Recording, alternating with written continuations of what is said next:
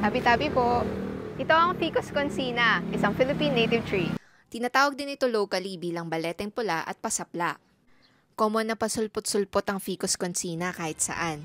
Sa gilid-gilid ng kalsada, sa mga pader, sa mga cracked pavement, at maging sa mga outlet sa labas tulad nitong na-document ng The Ateneo Wild. Isa ito sa mga tinatawag locally na balete at isa itong hemi-epiphyte. Ibig sabihin, may part ng kanyang life cycle na siya ay isang epiphyte. Pero later on, magkakaroon din siya ng ugat pag naabot na ng mga sanga niya ang lupa. Itong tumpok-tumpok niya na katawan ay bakas ng kanyang epiphytic stage. Yan, dark brown, tapos merong mga ilang-ilang aerial roots, gaya nito. Isa rin ito sa mga tinaguri ang strangler figs dahil in-overpower o sinasakal nito ang kanyang host plant later on. Ang mga dahon nitong baleteng pula ay reddish-brown pag bagong usbong. Tapos sa adaxial surface o sa ibabaw ay kitang-kita ang mga veins. Sa ilalim or sa abaxial surface ng dahon, parang borado ito except dito sa kanyang midrib or itong nasa gitna.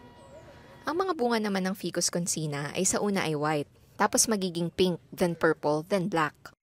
Ang hinog ay ang purplish black at pwede raw itong kainin, pero hindi ko pa na-try dahil walang hinog dito ngayon sa puno ito.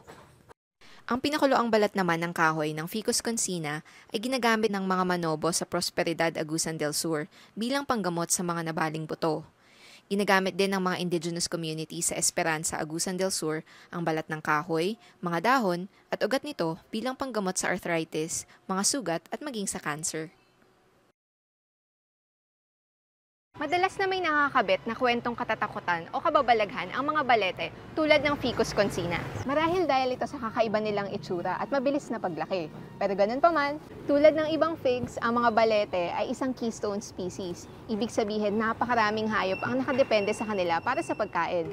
Tanggalin mo sila sa ecosystem at pwede itong mag-collapse.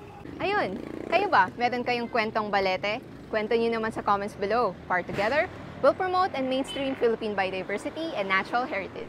Support my work by sharing this original video and not re-uploading it. Ako si Celine, and see you sa next video. Bye!